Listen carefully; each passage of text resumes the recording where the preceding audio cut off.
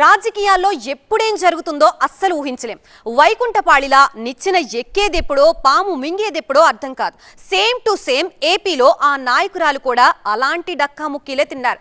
ఇక రాజకీయాలకి రామ్ రామ్ కూడా చెప్పేశారు. కానీ ఆ బురదని దురదని వదిలించుకోవడం కష్టం కదా. అందుకే ఇప్పుడు మళ్ళీ పొలిటికల్ గా షైన్ అయ్యే ప్రయత్నం చేస్తున్నారట. దీంతో పరిస్థితులు అనుకూలిస్తాయా లేదా అనే చర్చ జరుగుతోంది. ఇందుకే ఎవరా నాయకురాలు ఏంట కదా. హోమ్ టౌన్ పై మాజీ హోం మంత్రి మనసు. పాలిటిక్స్ లో మళ్లీ యాక్టివ్ గా సుచరిత. ప్రతిపాడు వైపు మేకతోటి అడుగులు. మరోసారి జెండా ఎగురవేస్తారా? సుదీర్ఘ రాజకీయ జీవితంలో ఎన్నో ఒడిదొడుగులు ఎదుర్కొన్న మాజీ హోంమంత్రి మేకతోటి సుచరిత భవిష్యత్తుపై ఇప్పుడు ఇలాంటి చర్చ జరుగుతోంది. వైసీపీలో కీలక నేతగా వ్యవహరించిన ఆమె 2024 ఎన్నికల్లో ఘోర ఓటమి తర్వాత దాదాపు రాజకీయాలకు దూరం జరిగారు. పార్టీ కార్యక్రమాల్లోనూ పెద్దగా ఎప్పుడు కనిపించలేదు. అయితే ఇటీవల ఆమె అడుగులు మరోసారి రాజకీయాల వైపు పడుతున్నట్టు తెలుస్తోంది. గెలుపోటములను రుచి చూసిన చోటే మరోసారి సత్తా చాటాలని భావిస్తున్నారట. తన సొంత ఇలాకా ప్రతిపాడులో మరోసారి గెలుపు పతాకాన్ని ఎగురవేయాలని చూస్తున్నారట. గుంటూరు జిల్లాలోని ముఖ్యమైన నియోజకవర్గాల్లో ప్రతిపాడు కూడా ఒకటి. రిజర్వ్ కేటగిరీలో ఉన్న ప్రతిపాడులో ఇటు వైసీపీకి అటు సుచరితకు మంచి ట్రాక్ రికార్డే ఉంది. 2006లో జెడ్పీటీసీగా ప్రస్థానం మొదలెట్టి 2009లో కాంగ్రెస్ నుంచి తొలిసారి ఎమ్మెల్యేగా గెలిచిన ఆమె ఆ తర్వాత వైసీపీలో చేరారు. 2012 ఉప ఎన్నికల్లో విజయం దక్కిన 2014లో ఓటమి ఎదురైంది. 2019లో మరోసారి వైసీపీ నుంచి పోటీ చేసి విజయం సాధించారు. డి మాణిక్య వరప్రసాద్, రావేల కిషోర్ బాబు వంటి కీలక నేతలను ఓడించి బలమైన నేతగా గుర్తింపు తెచ్చుకున్న సుచరితకు జగన్ కేబినెట్ లో కీలకమైన హోంశాఖ దక్కింది.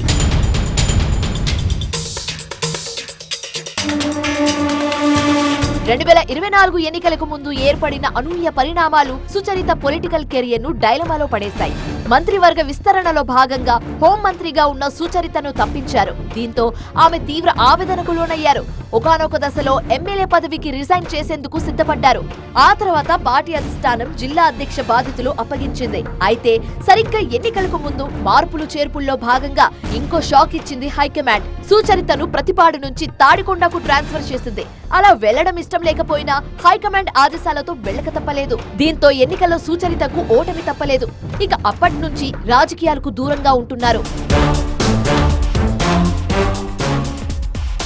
తన భర్త దయాకర్ కు అవకాశం ఇవ్వాలని చాన్నాళ్లుగా హైకమాండ్ కు మొరపెట్టుకుంటున్నారు సుచరిత. అయితే ఎన్నిసార్లు చెప్పినా ఫలితం లేకపోయింది. అందుకే అటు తాడికొండతో పాటు ఇటు వైసీపీకి కూడా దూరంగా ఉంటున్నారు. దీంతో తాడికొండ ఇన్ఛార్జ్ గా గుంటూరు డిప్యూటీ మేయర్ డైమండ్ బాబును నియమించారు జగన్. అటు ప్రతిపాడులోనూ గత ఎన్నికల్లో పోటీ చేసి ఓడిపోయిన బలసాని కిరణ్ కుమార్ ఇన్ఛార్జ్ గా కొనసాగుతున్నారు. అయితే ఆయన విజయవాడకు చెందిన నేత కావడంతో పెద్దగా యాక్టివ్ పాలిటిక్స్ చేయడం లేదు. నియోజకవర్గంపై పట్టు సాధించలేకపోయారు. అందుకే స్థానికంగా ఇబ్బందులు ఎదుర్కొంటున్న బర్లి పొగాకు రైతులకు మద్దతుగా పార్టీ తరఫున పోరాటం చేయలేకపోయారని అభిప్రాయం వ్యక్తమైంది. అప్పుడప్పుడు నియోజకవర్గానికి వచ్చిపోయే కిరణ్ కు క్యాడర్ కూడా పెద్దగా టచ్ లో ఉండడం లేదట.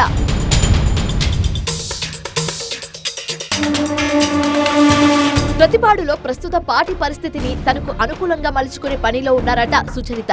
అందులో భాగంగానే ఇటీవల ఆమె అధినేత జగన్ ను కలిసినట్టు ప్రచారం జరుగుతోంది. మరోసారి ఇన్ఛార్జ్ గా అవకాశం ఇవ్వాలని కోరారట. గతంలో అధిష్టానంతో వచ్చిన గ్యాప్ ను తగ్గించుకునేందుకు, అభిప్రాయ భేదాలు తొలగించుకునేందుకు స్వయంగా సుచరితే రంగంలోకి దిగినట్టు తెలుస్తోంది. ప్రతిపాడులో వైసీపీకి ఇన్ఛార్జ్ బాధ్యతలు చేపట్టాలన్న తన అభిలాషను అధినేత ముందు వ్యక్తం చేశారట. ఎలాగో ప్రస్తుత ఇన్ఛార్జ్ కిరణ్ నాయకత్వం పట్ల లోకల్ క్యాడర్ సంతృప్తిగా లేరు. ఇలాంటి పరిస్థితుల్లో తిరిగి సుచరితకు పార్టీ పగ్గాలు అప్పగించడం ఖాయమైన చర్చ వైసీపీ వర్గాల్లో జోరుగా జరుగుతోంది. వైసీపీకి బలమైన క్యాడర్ ఉన్న నియోజకవర్గాల్లో ప్రతిపాడు కూడా ఒకటి. కాబట్టి బలమైన నాయకత్వం ఉంటే ఈసారి జెండా ఎగిరివేయడం ఖాయమనే అభిప్రాయం రాజకీయ వర్గాల్లో వ్యక్తమవుతుంది. మరి ఆ దిశగా ఆలోచించి సుచరితకు మరో అవకాశం ఇస్తారేమో చూడాలి.